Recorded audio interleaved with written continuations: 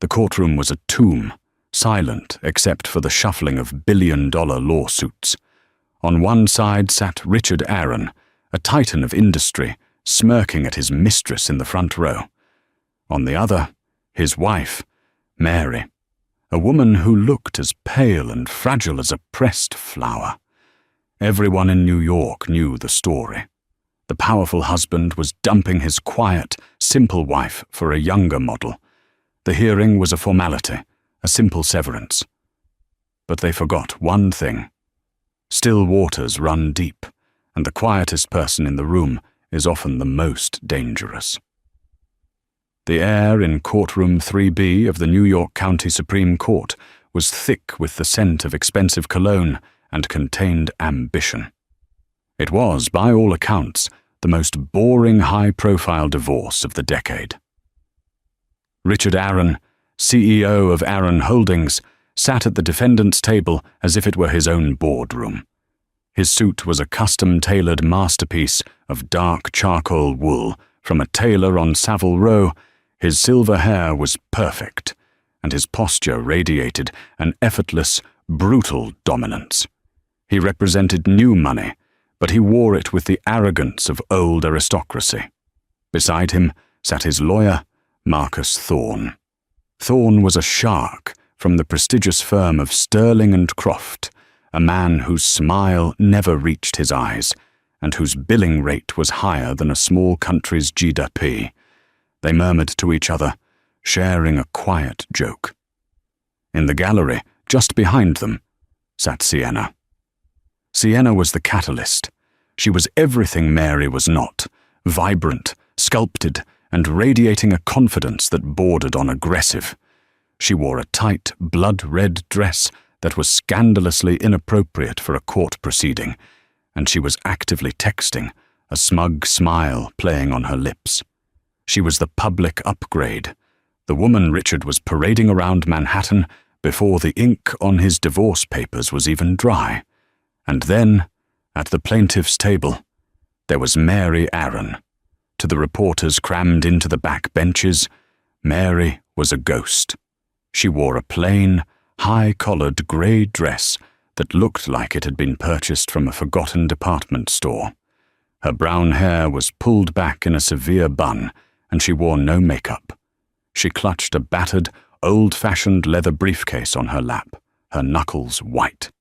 She looked terrified, out of her depth, a woman who had wandered into a wolf's den by mistake.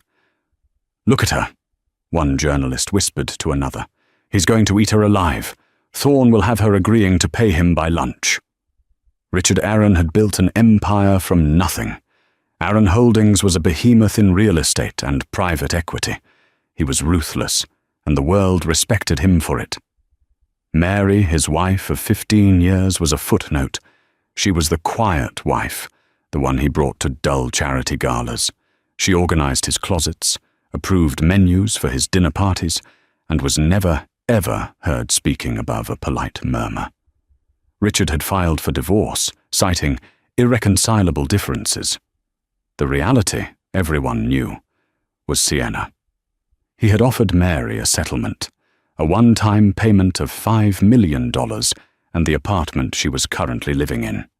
It was, as the New York Post had blared, a $5 million insult, considering his estate was valued at over $9 billion. Mary had refused the settlement. This hearing was the result. Richard was furious. He was having the refusal dealt with. Marcus Thorne was here to paint Mary as an unstable, grasping woman, to have the judge force the more than generous settlement through, and to have the marriage officially terminated, so Richard could install Sienna as the new Mrs. Aaron. "All rise," the bailiff called. Judge Alistair Cromwell entered. He was an older man with a reputation for sharp intellect and zero tolerance for theatrics. He settled in, put on his glasses, and looked over the docket. "Case 94B, Aaron v. Aaron," he said, his voice dry. "Mr. Thorne, I've read your brief. You're motioning to enforce the settlement agreement. Do you wish to add anything?" "Yes, Your Honor." Thorne stood, his voice smooth and commanding. We believe the plaintiff, Mrs. Aaron, is not acting in good faith. The offer on the table is extraordinarily generous, considering Mrs. Aaron brought nothing into this marriage and contributed nothing to Mr. Aaron's financial success. She was a homemaker. He said the word homemaker with a sneer, as if it were a synonym for parasite. She has no head for figures, Your Honor, Thorne continued. We have psychiatric evaluations that suggest she is prone to fantasy. We believe she is being manipulated by her counsel into this fishing expedition. He gestured to Mary's lawyer, Anne Holloway. If Mary was a mouse, Holloway was a sparrow.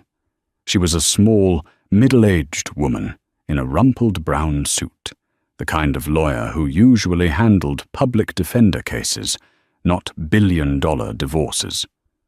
Richard Aaron smirked. This was perfect. The optics were perfect. The terrified wife and her bargain bin lawyer versus the titan and his shark.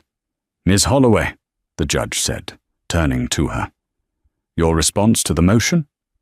Anne Holloway stood. The room leaned in, expecting a weak, reedy protest. Your Honor, Holloway said, her voice surprisingly clear and steady. We reject the settlement, and we reject Mr. Thorne's assessment of my client, but most of all, we reject the premise of this entire hearing. Thorne actually laughed. The premise, Your Honor? The premise is a divorce. No, Mr. Thorne, Holloway said, turning to face him. The premise is the division of assets, and we are here to argue that the assets known as the Aaron estate are not, in fact, Mr. Aaron's property to divide. A murmur went through the courtroom. Richard Aaron stopped, smiling. That's a bold claim, Ms. Holloway, Judge Cromwell said, leaning forward. On what grounds? On the grounds, Your Honor, Holloway said, that the entirety of Aaron Holdings was built on a foundation of fraud, theft, and conspiracy, and we are here to prove it. The silence in the courtroom was no longer respectful. It was absolute, crackling shock. Sienna had stopped texting. Richard Aaron's face had gone from smug to stony. Your Honor, Thorne boomed, this is an outrageous, slanderous tactic. This is a divorce court, not a commercial litigation forum. She is trying to poison the well. Is she? Judge Cromwell asked, his eyes fixed on Mary, who had not moved, her hand still gripping the leather briefcase. Or is she establishing the true value, or lack thereof, of the marital assets? Proceed, Miss Holloway. But be warned, this had better lead somewhere. Thank you, Your Honor, Holloway said. I'd like to call my first witness to the stand. And who would that be? Mary Aaron. The walk from the table to the witness stand was only 10 feet, but Mary Aaron made it feel like a mile. She moved with a strange, deliberate calm. The trembling woman from the hallway seemed to have evaporated, replaced by someone rigid and focused.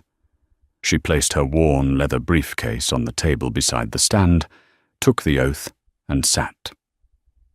Mrs. Aaron, Anne Holloway began, please state your name and your relationship to the defendant. My name is Mary Aaron. I am the wife of Richard Aaron. Her voice was low but perfectly clear. No quiver. No fear. Richard watched her, a flicker of genuine confusion on his face. This was not the woman he knew. The woman he knew cried when he raised his voice. The woman he knew apologized when he was wrong. Mrs. Aaron, Thorne interrupted, standing up. Your Honor, must we listen to this? Her lawyer has made an insane accusation. Let them present a document, a piece of evidence, not the ramblings of a scorned woman. Mr. Thorne, sit down, Judge Cromwell snapped. You will have your turn on cross-examination. Ms. Holloway, you have the floor. Thank you, Holloway said. Mrs. Aaron, Mr. Thorne has painted you as a simple homemaker. Is that an accurate description of your contribution to the marriage?" Mary looked at her husband. For the first time, she made direct eye contact. Richard felt an actual jolt, a cold shock at the sheer emptiness in her gaze. It was not hatred. It was not love. It was the look a biologist gives a specimen under a microscope. "I was a homemaker. Yes," Mary said. "I managed the properties. I managed the staff. I also managed the archival of all of Mr. Aaron's business dealings, his calendars, and his private correspondence for the last 15 years. Thorne's head snapped up. "Objection! Relly Aaron." "Overruled," Cromwell said. "Sit down, Mr. Thorne, or I'll have you removed for contempt." Holloway continued. "And in your role as archivist, did you come across information pertaining to the founding of Aaron Holdings?" "I did," Mary said. "And what did you find?" Mary finally unlatched the battered leather briefcase. The entire room watched, expecting, "What? Manila envelopes? Secret photos?" She pulled out a single, slim, modern hard drive. "Your Honor," Mary said, her voice resonating with newfound strength, "Aaron Holdings was founded 15 years ago on the acquisition of a company called Callaway Innovations. That company was owned by my father, Dr. Aris Callaway." The press members in the back scrambled for their notepads. This was not public knowledge. Mary's maiden name had been buried for years. "Callaway Innovations," Mary continued, "was a pioneer in predictive market analysis algorithms. My father was a brilliant man, but not a businessman. He had a junior partner, a man who managed his books, a man he trusted with everything, a man who, 2 years after joining the company, my father introduced to me." She pointed a single, steady finger at her husband. "That man was Richard Aaron." Richard was on his feet. "This is a lie, a complete fabrication. She's hysterical." "Mr. Aaron, one more outburst and you're in the holding cell," Judge Cromwell roared. "Sit down." Thorne, for the first time, looked genuinely worried. He leaned in and whispered furiously to Richard, who shook his head, his face turning a dangerous shade of purple. "Go on, Mrs. Aaron," the judge said. "My father's company," Mary said, "imploded. A series of bad investments, an audit that found massive irregularities, and a sudden, catastrophic loss of his core patent. He was ruined. He lost everything. 6 months later, he took his own life." The courtroom was frozen. "I was devastated," Mary said, her voice now holding a trace of the old pain. "Richard was there to comfort me. He said he had tried to save my father, but Aris was too far gone. Richard said he wanted to take care of me. We were married 3 months later. A year after that, he launched Aaron Holdings, using a new, revolutionary software as its basis. He'd developed it himself, he said." "And had he?" Holloway asked. "No," Mary said. "He had stolen it. This hard drive," she held it up, "is a complete digital copy of my father's original work, the work Richard claimed had been lost in a server crash. I found the original drive hidden in a false bottom of my father's old desk, which I had kept in storage. The timestamp on the patent files predates the launch of Aaron Holdings by 2 years. The algorithm that built Richard's $9 billion empire was not his. It was my father's." "Objection! Objection!" Marcus Thorne was apoplectic, his polished veneer completely shattered. "Your Honor, this is theatre, a grieving daughter's fantasy. This is a 15-year-old baseless claim. It has no place in this divorce hearing." Judge Cromwell held up a hand. "Mr. Thorne, are you Mr. Oren's legal counsel or his publicist? This is a hearing to determine the division of marital property. If the entire marital property was founded on stolen assets, then it is relevant. If, as you say, it's a fantasy, then you'll have no trouble disproving it on cross-examination. I'm allowing this evidence to be entered as Plaintiff's Exhibit A." A clerk took the hard drive from a stone-faced Mary. "Now, Mrs. Aaron," Holloway continued, "you found this drive." "When?" "10 years ago," Mary replied. The shock in the room was palpable. Richard Aaron, who had been composing himself, paled. 10 years?" he stammered, forgetting to speak to his lawyer. "Yes," Mary said, turning to him. 10 years. I found it when I was moving our things into the new penthouse. I found my father's old desk, the one you so generously offered to keep for me. And I found the hidden compartment. And I found the drive." "And what did you do?" Holloway asked. "At first I was confused. Then I was ill. I confronted Richard." She looked at her husband. "Do you remember that night, Richard?" "July 14th. I came to your study. I showed you the drive. I asked you what it was." Richard was silent, his face a mask of disbelief and fury. "He told me I was being sentimental and stupid," Mary said to the court.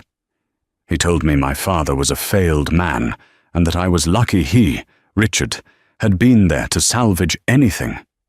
He told me to forget it, or I'd end up just as broken as my father. He took the drive, or so he thought." "What do you mean?" Holloway asked.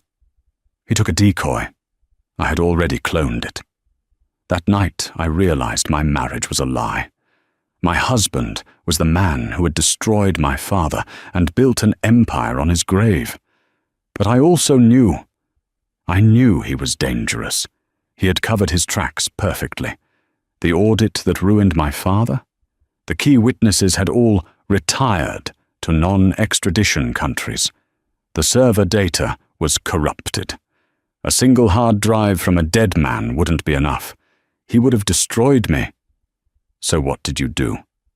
"I stayed," Mary said simply. "I stayed. And I became the perfect, quiet, simple wife. I became the person he wanted me to be. A person who wasn't smart enough to be a threat. A person who wouldn't be looking. And as his devoted, simple wife, I archived everything. I backed up every server. I read every email. I noted every offshore bank transfer.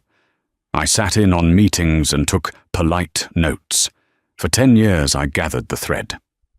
Thorne, who had been furiously scrolling through his phone, suddenly went very still. He had just received a message from his firm.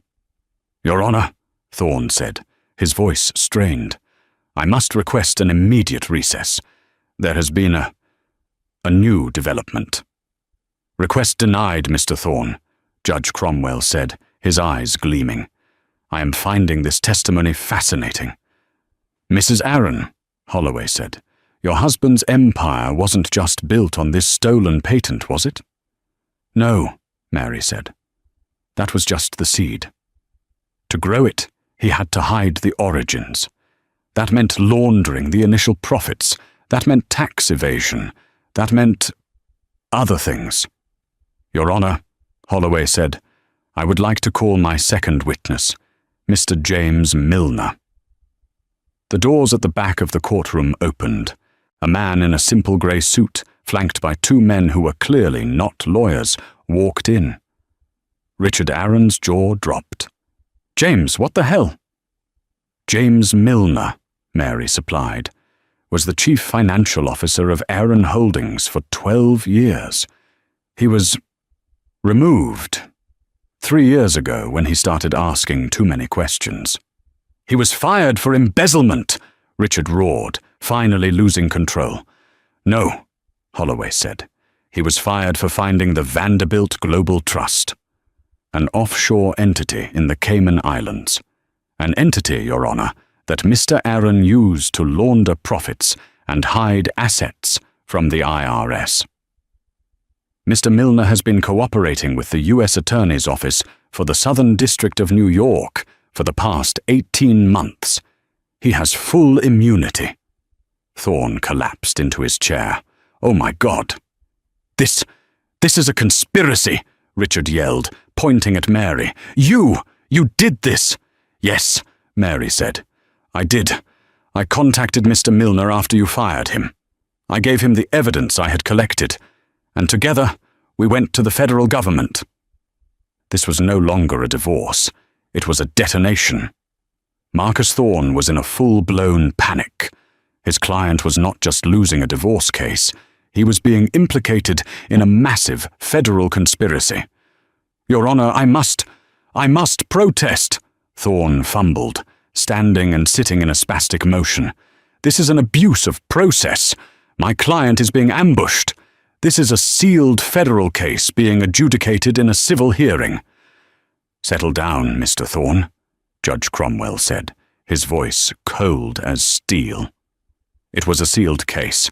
It appears the U.S. Attorney's Office, in conjunction with Ms. Holloway, filed a motion to unseal this very morning, contingent on this hearing. A motion which I am granting, nunc pro tunc. This court has been made aware of the concurrent federal investigation and its rele arum to the division of assets. You would have known that, had you read your morning emails. Thorne looked at his tablet with dawning horror. He hadn't checked. He had assumed this was a milk run.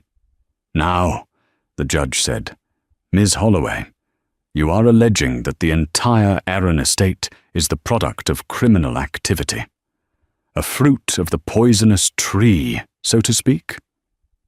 "That is exactly our position, Your Honor," Holloway said, as James Milner took the stand and was sworn in. Milner was a nervous man, but his testimony was damning. He laid out, in excruciating detail, the network of shell corporations, the falsified invoices, and the offshore accounts. He explained how Richard Arron had systematically cooked the books for 15 years, first to hide the theft of Callaway Innovations, and then to hide the profits from the IRS. The Vanderbilt Global Trust wasn't just a trust, it was a black hole of laundered money. "And how much," Holloway asked, "of Arron Holdings' declared $9 billion valuation is, in your expert opinion, clean?" Milner adjusted his glasses. "In my opinion? None of it. The initial seed capital was stolen. Every profit since has been passed through a fraudulent system to disguise that fact. The entire company is a house of cards." Richard Arron was no longer yelling. He was white, sitting rigidly in his chair, staring at Mary. It wasn't hatred in his eyes now. It was a terrifying, reptilian coldness. He was calculating. He was trapped, and he was looking for a way out. He looked past Mary, into the gallery. He locked eyes with Sienna, his beautiful, young, devoted mistress. He gave her a look, a desperate, pleading, commanding look. "Do something." Sienna, who had been watching the proceedings with a look of bored horror, as if her future shopping sprees were evaporating before her eyes, suddenly stood up. "This is ridiculous," she shouted, causing the bailiff to move toward her. "He's not a criminal. Mary is the one. She's obsessed. She's crazy." "Ma'am, you will be silent or be removed," the bailiff ordered. "No," Sienna shrieked. "I won't let her. Richard is a good man. He loves me. He's been trying to protect his assets from her. That's all. She's the thief." Judge Cromwell sighed. "Bailiff, remove that woman from my courtroom." "With pleasure, Your Honor." The bailiff took Sienna's arm. "Wait," Anne Holloway said, her voice cutting through the drama. Everyone froze. "I ask that the court detain Ms. What is her name?" "Sienna Peters," Thorne supplied, confused. "Ms. Sienna Peters," Holloway continued. "We have reason to believe she is a material witness, and not just as the other woman." Sienna stopped struggling. She looked at Holloway, her eyes wide with what looked like genuine fear. "What are you talking about?" Sienna asked. Holloway nodded to Mary. Mary opened her briefcase again and pulled out a single, simple bank statement. "Your Honor," Mary said, her voice carrying the weight of the final execution, "this is a wire transfer confirmation from the Vanderbilt Global Trust. A transfer of $20 million, made 2 weeks ago. It was transferred to a private account in Switzerland." "So he's hiding money with his mistress," Judge Cromwell said, unimpressed. "Hardly a new trick." "Not just hiding it, Your Honor," Mary said. "The account she received it in is under the name Sienna Hayes, not Sienna Peters. And that transfer, it wasn't a gift." Mary looked directly at the mistress. "It was blackmail, wasn't it, Sienna? You weren't just the mistress. You were his private secretary. You found the same offshore accounts I did, and you decided to get your piece of the pie before he dumped you for the next girl." Sienna's face crumpled. The act was gone. The smugness was replaced by raw, bottom-feeding panic. She had been found out. He told me he'd ruin me," she cried, pointing at Richard. "He said if I said anything, he'd—" Richard Aaron let out a sound, a low, guttural roar of pure, animalistic rage. He lunged, not at Mary, but at Sienna. "You stupid little—" The bailiffs were on him in an instant, tackling him before he could cross the bar. The courtroom erupted. Reporters were shouting, cameras flashing. Marcus Thorne put his head in his hands. "Order! Order!" Judge Cromwell bellowed, slamming his gavel. "Bailiffs, restrain Mr. Aaron, Ms. Peters, or Ms. Hayes, or whoever you are. You are now in federal custody. Take her to the holding cell. We will have a 5-minute recess to clear the room and get Mr. Aaron in restraints." As the room cleared, Mary Aaron sat perfectly still, her hands folded on the table. She hadn't flinched. She hadn't even blinked. She had simply watched the empire burn. The courtroom reconvened 15 minutes later. The chaos had been replaced by a heavy, funereal silence. Richard Aaron was back at the defendant's table, but he was no longer a titan. He was a man in an expensive suit, flanked by 2 large court officers. His composure was gone. He was visibly trembling with rage. Marcus Thorne looked like he had aged 10 years.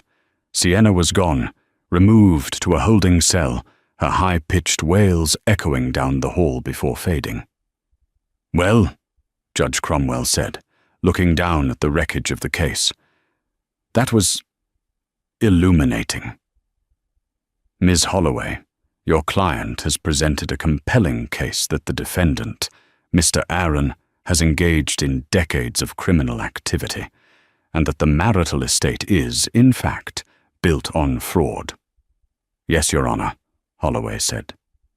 "However," the judge continued, "this presents a legal quandary. If the entire estate is the fruit of a criminal enterprise, as Mr. Milner's testimony suggests, then it is subject to forfeiture by the U.S. government. The IRS and the SEC will have their claims. The federal government will seize Aaron Holdings.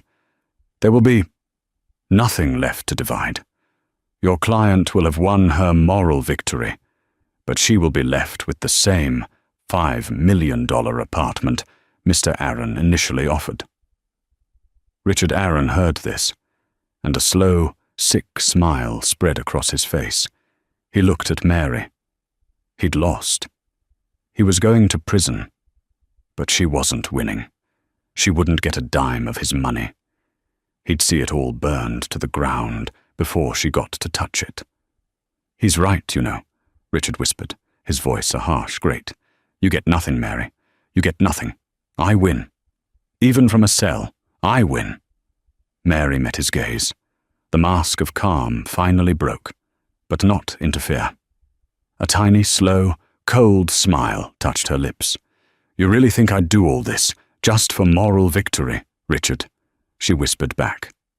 "Ms. Holloway," the judge called, not hearing the exchange. "Do you have a response to this? Have you just successfully argued your client into poverty?"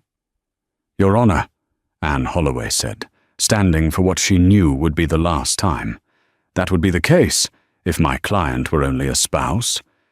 But she is not. Thorne looked up, confused. What does that mean?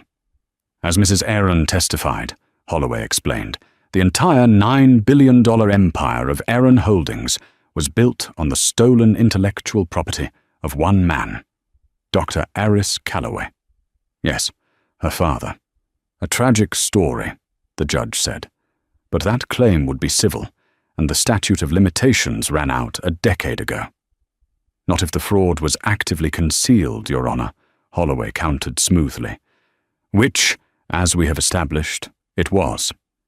And in a federal forfeiture case, the government often seeks to make the original victims of the crime whole. The original victim is deceased, counsel, the judge said. He is, Holloway agreed, but he has an heir, a sole, living heir, who has been the target of the conspiracy to conceal the original crime for the last 15 years. A new sound filled the room. It was the clicking of a dozen different puzzle pieces falling into place at once. Your Honor, Holloway continued, we are not here today as just Aaron Vova Aaron. The U.S. Attorney's Office, on behalf of the primary victim and whistleblower, Mary Calloway Aaron, has filed a petition. We are not asking for a division of assets. We are asking for restitution. Richard's smile vanished. Restitution? The government, Holloway said, her voice ringing with finality, has agreed. The Vanderbilt Global Trust, the offshore accounts, the shell corporations, all of that is forfeit. It is poisoned. But the company itself, the infrastructure, the buildings, the patents, the brand, all of it is the proceeds of the initial crime against Dr. Calloway. The government does not wish to run a real estate empire. It only wishes to see justice done and its taxes paid. What are you asking for, Miss Holloway? The judge asked, though his eyes showed he already knew the answer. We are asking the court to recognize Mary Aaron not as the wife of the defendant, but as the primary creditor of the criminal enterprise. We are asking for the fraudulent transfer of Calloway Innovations to Aaron Holdings to be voided. And we are asking for the entirety of the clean assets, once seized and cleared of their fraudulent shell, to be transferred to their rightful owner. She gestured to Mary. Her. Marcus Thorne was, for the first time in his professional life, speechless. He opened his mouth and closed it 3 times, making a small, fish-like gasp. Your Honor, that is legally preposterous, he finally managed to stammer. She can't. You can't just give her the company. It's community property. It is not community property, Mr. Thorne. Anne Holloway's voice was like a whip crack. It is stolen property. You cannot have a community interest in a criminal enterprise. My client has been living for 15 years as a hostage to the man who destroyed her father and stole her legacy. She has, at great personal risk, painstakingly built the entire case that the U.S. government is now using to prosecute Mr. Aaron. She is the star witness, the primary victim, and the sole heir to the intellectual property that forms the entire basis of the company. Judge Alistair Cromwell looked at the mountain of evidence. He looked at the trembling, defeated form of Richard Aaron, now being held in his chair by 2 officers. He looked at the federal prosecutors who had quietly entered the room and were standing by the back wall, their arms crossed. And then he looked at Mary. She was no longer a mouse. She was no longer a ghost. She sat upright, her hands folded, her gaze level and clear. She had been through a 15-year nightmare, and she had come out the other side holding the blade. She had not come for revenge, he realized. She had come for justice, and she had brought the receipts. Judge Cromwell took off his glasses. He polished them slowly, the only sound in the room, the whisper of cloth on glass. Mr. Thorne, he said. "I have seen some courtroom tactics in my day. I have seen spouses hide assets. I have seen them lie, cheat, and steal. But in 30 years on the bench, I have never seen a case of such profound, sociopathic and predatory fraud as this." He turned to Richard. "Mr. Aaron, your marriage was a sham. Your company is a sham. Your entire life is a monument to your own greed, built on the bones of a good man you destroyed. You took his company, you took his daughter, and you corrupted everything you touched. You did this, as you said, to take care of her. The arrogance is breathtaking." He put his glasses back on. "The federal case against you, Mr. Aaron, for conspiracy, wire fraud, mail fraud, tax evasion, and money laundering will proceed. Given the evidence I have seen here, I suspect you will be spending the rest of your natural life in a federal penitentiary." Richard stared blankly ahead, a broken man.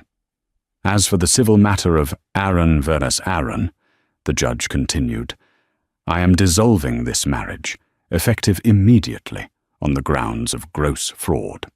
He picked up his gavel. "I have reviewed the petition from the U.S. Attorney's Office. It is unorthodox, but so are the circumstances. The claim of Mary Calloway Aaron as the primary victim and rightful heir to the originating intellectual property is sound. The government's right to seizure is also sound. Their joint petition is, in my view, the only just and equitable path forward." He looked directly at Mary. "No one expected the quiet wife at the hearing," he said, his voice softening just a fraction. "No one, it seems, bothered to look at her at all." He raised his gavel high. "The assets of Aaron Holdings are hereby seized by the federal government. All fraudulent offshore trusts are forfeit. The back taxes and fines will be paid from these liquidated assets. And then, by the agreement of this court and the UGAS, Attorney, I am honoring the petition for restitution." He brought the gavel down with a crack that echoed like a gunshot.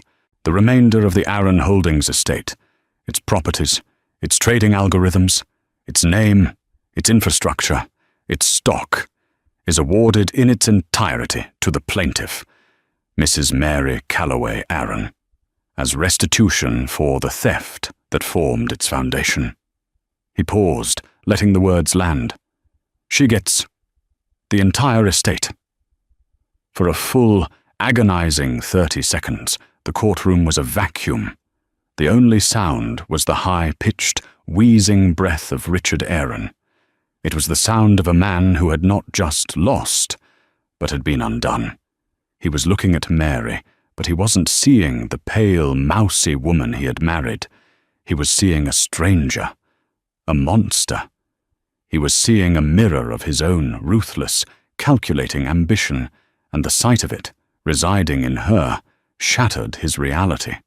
His world had been built on a simple, immovable foundation. He was the smartest man in every room, and Mary was a piece of furniture. That foundation had just turned to liquid sand. "No," he whispered, the word a dry rattle. "No, it's mine. It's mine." He tried to lunge again, a pathetic, spastic movement against the firm grip of the bailiffs. He was a cornered animal, all instinct and no intellect. "Mary, Mary, baby, please, you can't!" His voice shifted, a desperate, oily attempt at the old manipulation that had worked for 15 years. Tell them you don't want this. We can split it. I'll give you whatever you want. Mary, please." Mary met his gaze. The mask of calm she had worn for 10 years, the mask she had built to survive him, finally dissolved. But it did not break into tears or anger. It simply fell away. Beneath it was not a victim. It was a survivor, forged in steel and ice. "I am my father's daughter," she said. Her voice was quiet, but it carried across the silent room like a cannonade. She stood up, her movement fluid and certain. She picked up her empty, battered leather briefcase, the last relic of her old life. Richard saw her dismissal. He saw the finality. The last thread of his manipulative hope snapped, and all that was left was a raw, primal scream of narcissistic rage. "You can't!" he shrieked, his face a terrifying mask of purple and white. "You're nothing. You're a ghost. I made you. It's mine." "Take him away," Judge Cromwell ordered, his voice heavy with disgust. As Richard Aaron was physically dragged, screaming and babbling, out of the courtroom, the federal prosecutors, who had been standing like statues at the back, moved in. Their purpose was swift. One of them, a tall woman with U.S. Attorney on her credentials, walked directly to the defendant's table and slapped a new set of cuffs on Marcus Thorne. "Marcus Thorne," she said, her voice devoid of emotion, "you're under arrest for conspiracy to defraud the United States, accessory after the fact, and obstruction of justice. You have the right to remain silent." Thorne, the shark, the titan of the bar, didn't even protest. He just collapsed into his chair, a weeping, broken man. He had been so focused on the divorce, so arrogant, that he never saw the real case. He'd been out-lawyered, outmaneuvered, and utterly destroyed by a simple homemaker and a public defender-class lawyer. His career wasn't just over, it was being buried under a federal prison. The courtroom doors banged shut, cutting off Richard's final, incoherent curses. The silence that fell was profound. It was the silence of a bomb site. Judge Cromwell looked at Mary, who was standing beside Anne Holloway, her posture perfect. "Mrs. Aaron." "Miss Calloway," he corrected himself. "I have never seen anything like this. You were not just a victim. You were the guardian of your father's legacy, and you have, at great personal risk, performed a service not only for yourself, but for the public. This court is in your debt." Mary simply nodded, a gesture of mutual respect. She turned and began to walk down the main aisle.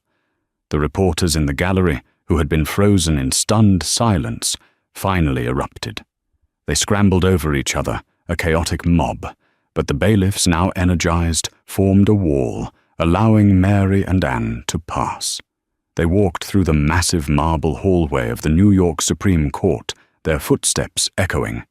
The air outside the courtroom felt different. "Is it over?" Mary asked, her voice the first sign of a tremor she had shown all day. Anne Holloway stopped and put a hand on her arm. "For him, it's over. The trial will be a formality. He'll die in prison. For you, it's just beginning." Anne smiled, a real, bright smile. "You did it, Mary. My God, you did it. For 10 years. I have to admit, I was terrified for you. I thought he'd find out. I thought he might." "He almost did," Mary said, her voice distant, remembering a night 3 years prior. A night he'd found a locked file, and she'd had to convince him it was a surprise party guest list. The memory made her shiver. "But he never saw me. He only saw the woman he'd invented." She stopped at the great bronze doors of the courthouse and held out the leather briefcase to her lawyer. "I don't think I'll be needing this anymore." Anne took it, her eyes shining with tears. "It was an honor to carry it for you, Mary." Mary took a deep breath. It was the first breath of free air she had taken in 15 years.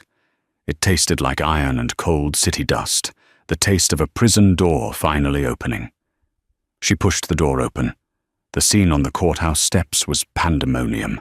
It was a wall of light and sound. Hundreds of reporters, camera crews, and photographers swarmed the steps, a screaming, roaring mass. The case had exploded online. The boring billionaire divorce had become the crime story of the century. "Mrs. Aaron! Mrs. Aaron! How long did you know? Is it true you have the entire estate? What will you do now?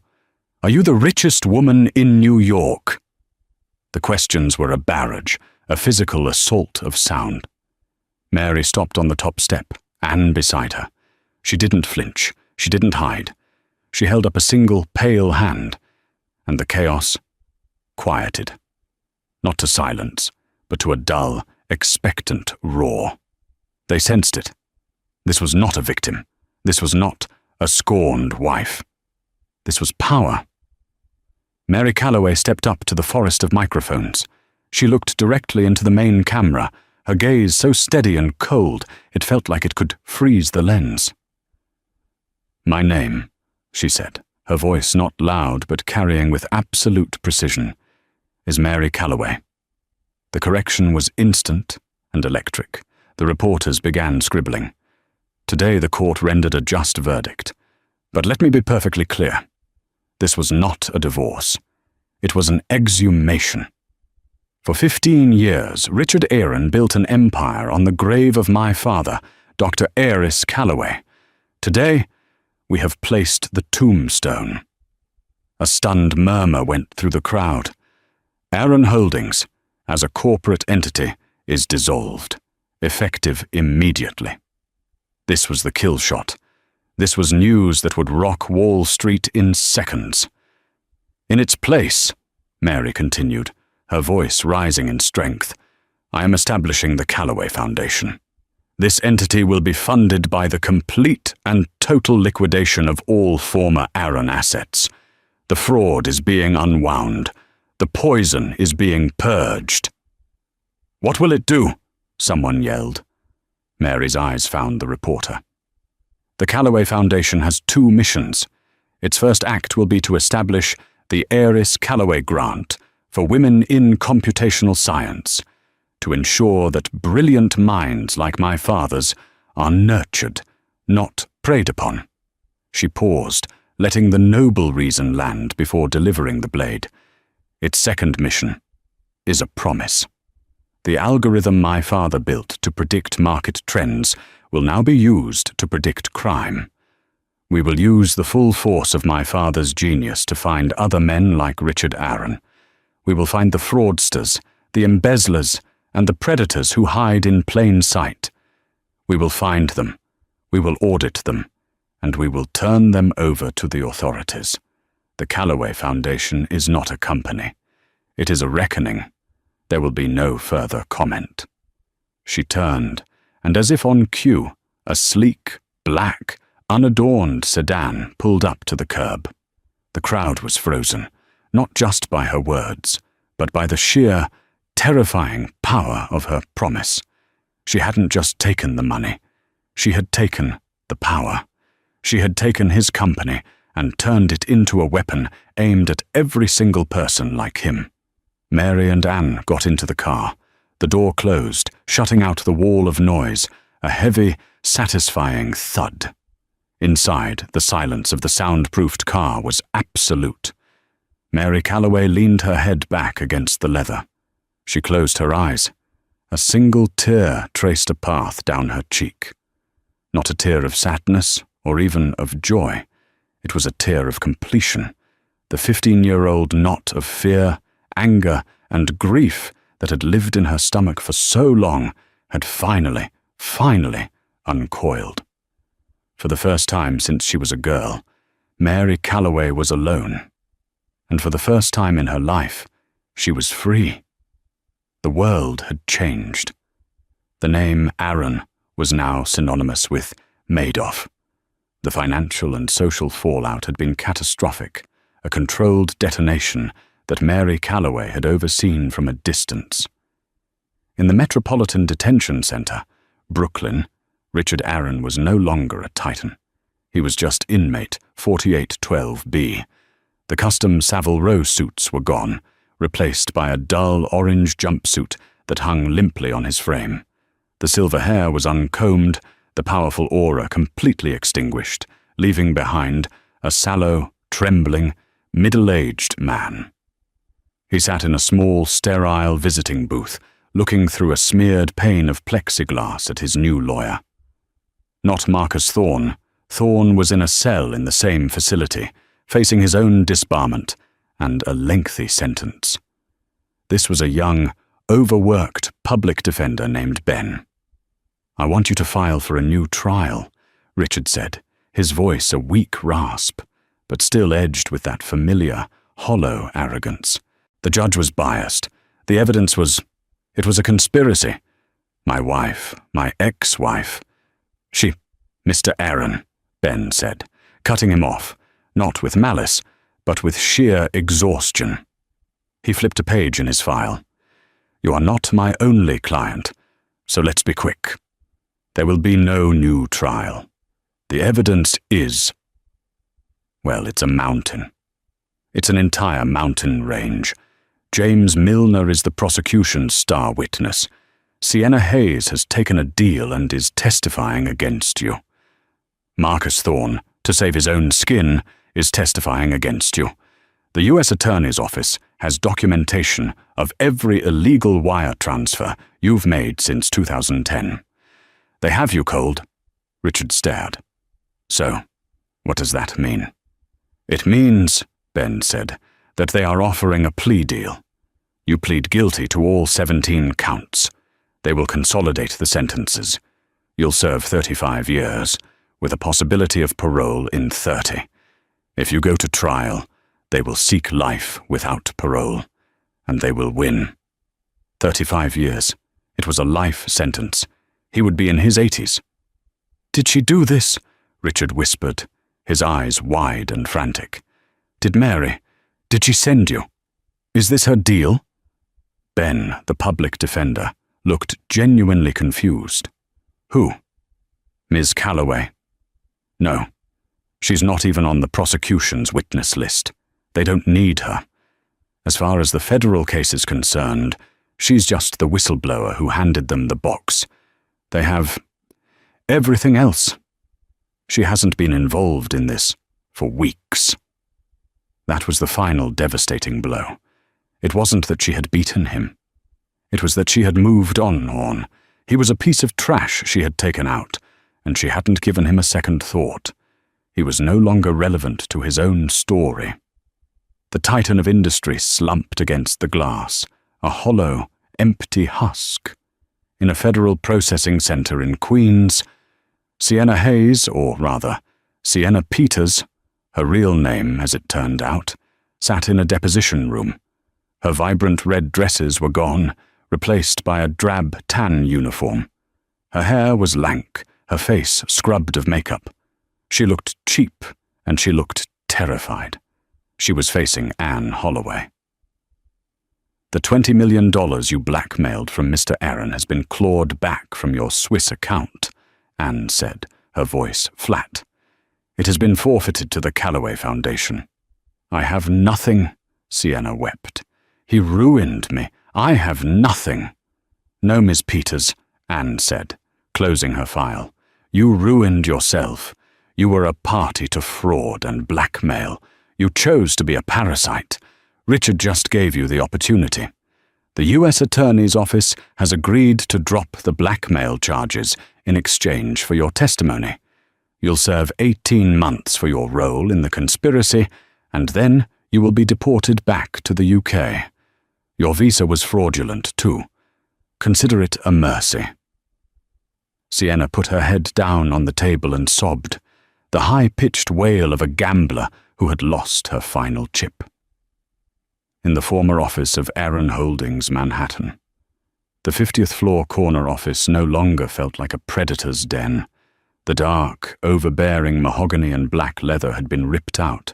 It was now a space of lightwood, glass, and steel. The walls were lined with schematics, data charts, and at the center, a simple framed photograph of a smiling, dark-haired man, Dr. Aris Calloway. Mary Calloway stood at the head of a massive glass conference table. She looked different. Her hair was down, falling in soft waves. She wore a simple, elegant navy blue dress. She looked strong, rested, and in command.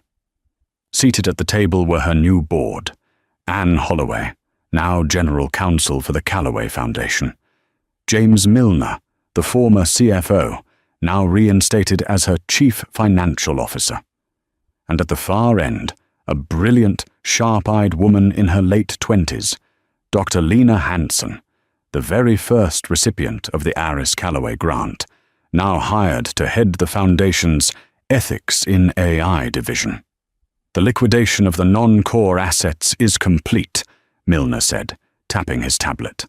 "The penthouse, the jet, the properties in London and Dubai, all sold. The federal fines and back taxes have been paid in full. The private suits from the other investors Richard defrauded are lining up." "Pay them," Mary said simply. "All of them. Make every person he wronged whole. Use the liquidation funds." "It will cost billions," Anne cautioned. "Then it will cost billions," Mary said. "I don't care about the money. I care about the name.